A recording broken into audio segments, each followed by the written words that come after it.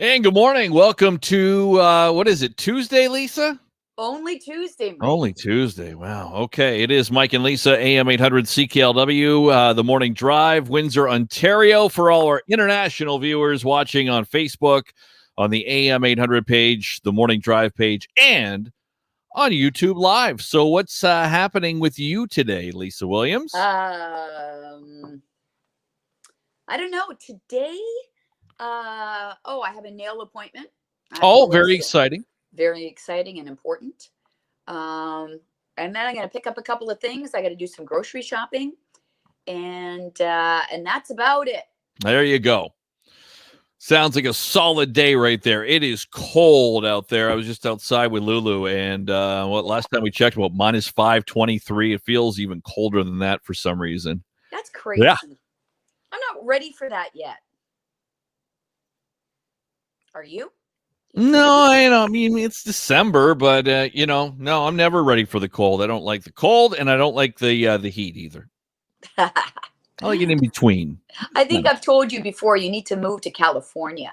Yeah, I think that might be a good move for me or something. California, San Diego, I'm thinking. Southern California, no humidity, nice weather all year. I think that'd be the place to be. Beautiful. Put up with the occasional earthquake and whatever other. Earthquake and forest fire. Forest fires, yeah, absolutely. Okay, let's get to the After 9 action this morning and talk about what's on everyone's mind, what's on your mind, what's happening in your neck of the woods, whatever it might be. We talked about this very early on the program today. Pretend to be a time traveler day. Today is the day that you can sit back and relax and, what year do I want to be in? Do you want to be in the future? Do you want to be in the past? I thought about this and I'm really not sure because I can see advantages and disadvantages to both. I would love to experience both. Like I would really like to know what it was like. Where would I go? Would I go to the Roaring 20s? Would I go even further back? Would I go to the 50s? I don't know. I think it would be really cool to see. However, I think we are so used to the amenities and modern conveniences that we have today, it would be difficult. Maybe just like camping on a full-time basis. There you go. Yeah, I'd like to go to the future. I want to go like 100 years in the future. I want to see what the world is like. If I just had one choice, okay, you can go back, you can go front. I'm going to the future. I want to see what life is like. I want to see what technology is like. I want to see if the Lions actually won a Super Bowl, actually won another playoff game in my lifetime. That's what I want to see. That's the only reason you want to go to the future? Yeah, I want to see if the Lions actually can do something and turn their team around. I don't know, 100 years in the future? I don't know. It's kind of quick. All right. All right. Well, I'll go backwards. You go forwards. We'll reconvene tomorrow and we'll tell each other our stories. Okay. All right. Stephanie says the future, the past sucked and I worked hard to get away from it. There you go. Bam. Laura says, I would like to get a vaccine in a basket. Do they have gift baskets of vaccines we can get, like Shoppers Drug Mart or something? They might come out with that. You never know. Chan says he wants to go to the future when the pandemic's over. Hopefully that's not too far in the future. But what if you go so far that you encounter another pandemic? Oh, my God. Another one's coming eventually. It's just the way it is. It's just the way pandemics are. Hopefully we learn a lot from this one and how to deal with the next one. Okay, fine. You know what else I'm going to do today? I'm going to continue to watch a series that Craig and I started watching on Netflix called The Flight Attendant. The Flight Attendant. Oh, you love airplanes. So Kaylee Cuoco. And she is a flight attendant who drinks a lot and sleeps around. And she ends up hooking up with one guy who was on her flight. They flew to Dubai. She went out with him, woke up the next day in his bed. He was dead. Oh, my God. That is like how the series begins? Yeah. Wow. So then it goes from there.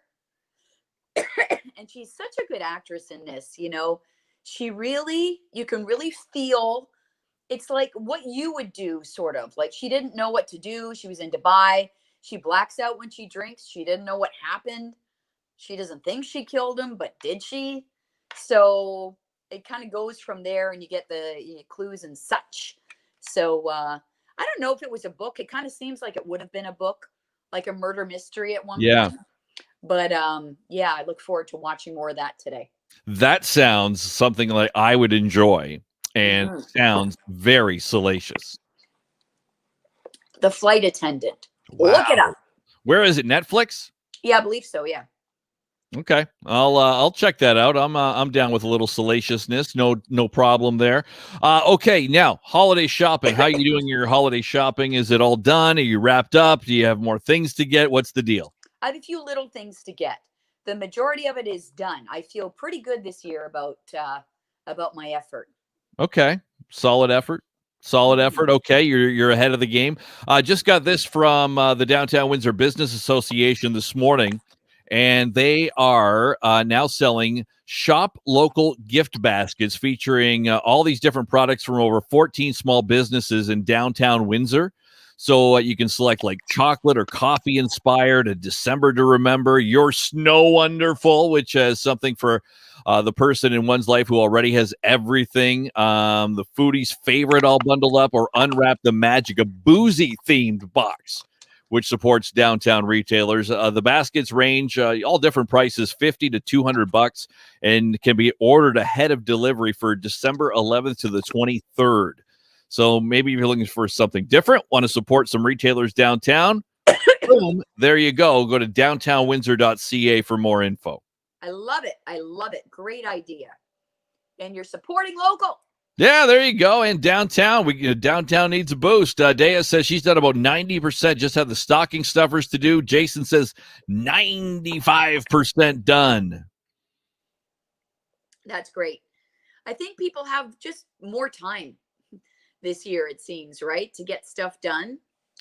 So I don't know. Maybe everybody's in a good position this year. Who knows? Yeah. On the other hand, there's those people who aren't in a good position because they haven't been working because of COVID, or maybe you just found out you got to pay back some of that CERB money.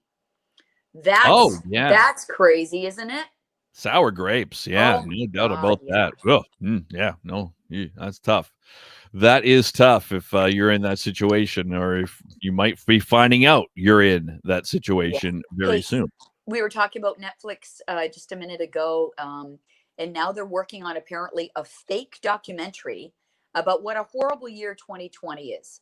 Oh, wow. It doesn't have to be fake. It's called Death to 2020, and it's being made by the people behind the awesome series Black Mirror. And it's described as a comedy event that tells the story of the dreadful year that was, and maybe still is. So it kind of weaves together some of the world's most fictitious and renowned voices with real life footage over the past 12 months. So Hugh Grant's in it, Samuel L. Jackson, Lisa Kudrow, Leslie Jones, Tracy Ullman. No word yet on a release date, but that's Tracy Ullman. Death to 2020. Wow, that sounds good too. I have not thought or heard of Tracy Ullman in years. Yeah. All right. Yeah. Now, when you work out what, 2-3 times a week, something like that? 3 or 4. 3 or 4. Okay. Do you listen to music when you work out? No, I'm listening to Flo, my trainer. Oh, good idea. Flo's the guy. He knows what he's doing, and he is the man. Well, if you are listening, I will say there's music on in the background. Oh, okay. What kind of music do you even, He changes it up. Sometimes he has like Latin-inspired music. Telemundo. Like you'd hear like Despacito, or you'd hear like Shakira, or that kind of thing. Or sometimes he has like Top 40 on. Sometimes he has, depending on who was in before me, he'll switch up the music depending on the client. And sometimes he has like 80s favorites, that kind of thing. Why are you asking? Does that depend on how good your workout is? Well, I want to know from people that if they do work out, or what song gets them pumped up, like what song, it comes on your car radio, or you go and do your workout and you put it on your phone. You're like, I got to hear this song because it gets me going in the morning. There is the 50 best workout songs of all time that has been released by the people at Rock My Run. And they have listed these different songs, and it's a pretty good list. Like if you start even at the bottom, you look at some of the songs. Let's see what we would know here, because Kickstart My Heart from Motley Crue, Come Out and Play, The Offspring. You got Too Legit to Quit by MC Hammer. 3% of people said that's their go-to song to work out. And then you get to the top of the list. Here are the top 5. This is a great song. Lose Yourself by Eminem. Welcome to the Jungle, Guns N' Roses. Eye of the Tiger by Survivor. And We Will Rock You by Queen. I guess that would be the top 4. The 5th one was Stronger by Kelly Clarkson. I missed that one. So those are the top songs to work out to in 2020. Really? You don't like that? Did you say We Are the Champions? No, We Will Rock You. We Will Rock You. Yeah, that gets people pumped up. I mean, it's kind of like arena music, workout music, whatever you like. I guess. Shake It Off, Taylor Swift, Can't Hold Us, Macklemore. Yeah, that's a good one. Don't Stop Believin', Journey. Back in Black, AC/DC. Oh, that's a good one. Thunderstruck, too. Sexy Back, Justin Timberlake. There's some in there. Yeah, I'm sure. I can see, and I know people who have their playlist set for their runs that they do. Yeah. And it starts off with a certain pace, like a slower pace. And then there's like a crescendo in the middle where there's all this music that's really high energy.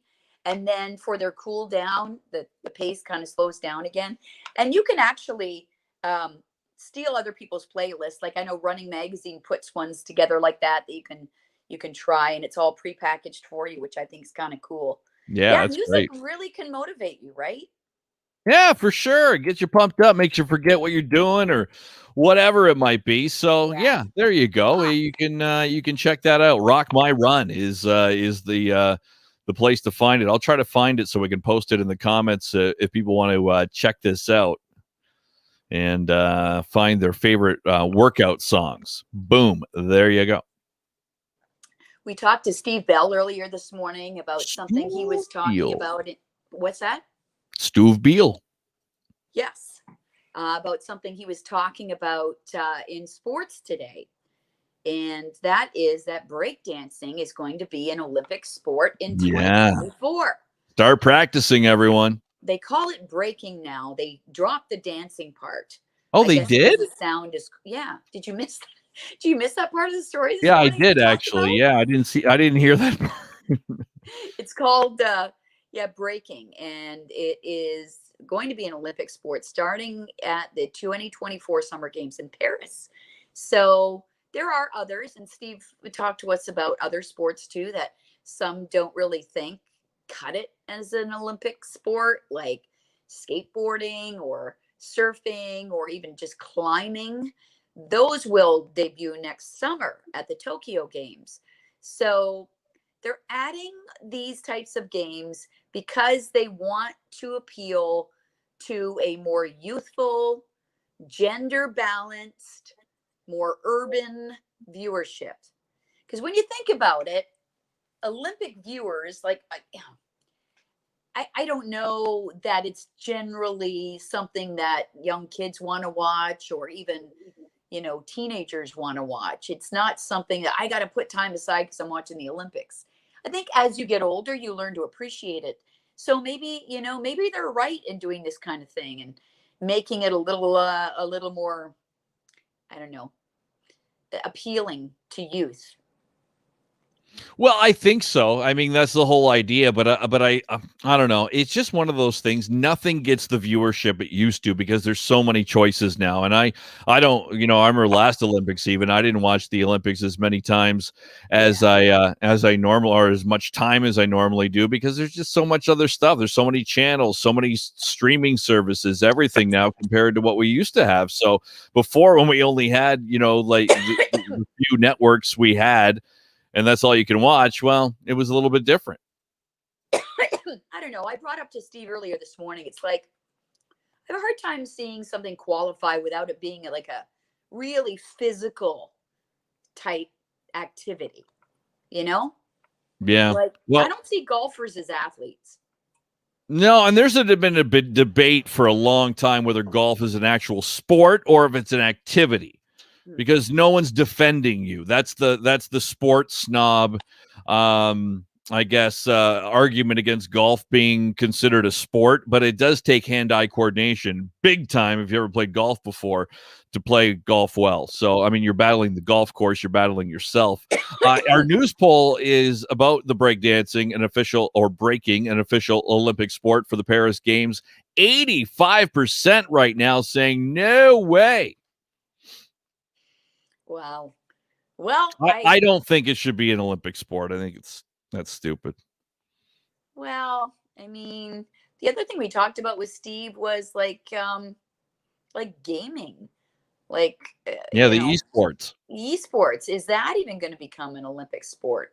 I don't know. I would like to get back to more traditional stuff, but I understand everything evolves. Everything's got to move in the direction for viewership and for what the people want. You got to give the people what they want. Yeah, that's true. That's true. I mean, there's ballroom dancing, so why not break dancing? Yeah. I mean, I think you got to at least break a sweat in order to be in the Olympics. I think you would break a sweat doing some break dancing, don't you think? I would hope so. Hope so. Yeah, I would think so. All right, well, there you go. What else? I got a joke for everyone. I get Google.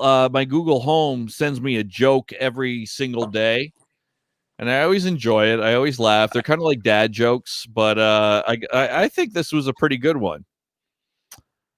It's a classic, they call it. What does a clock do when it's hungry, Lisa?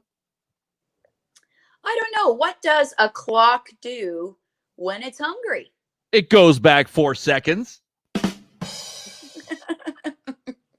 I like that one. I love these Google jokes. It's pretty good. That's pretty good. That's all right. I think that's okay. Should we end it there today on a high note with my Google joke? That's a pretty good spot to end it. All right. Have a great day, everyone. Back on After 9 tomorrow morning around this time. And we will always also be on the radio. How about that? Tomorrow morning for 4 hours between 5 and 9 for Wednesday. And I bet you we talk a little COVID. Yeah. How about that? Something new. Yeah, great. Okay. Have a great day, everyone. We'll see you tomorrow. Enjoy your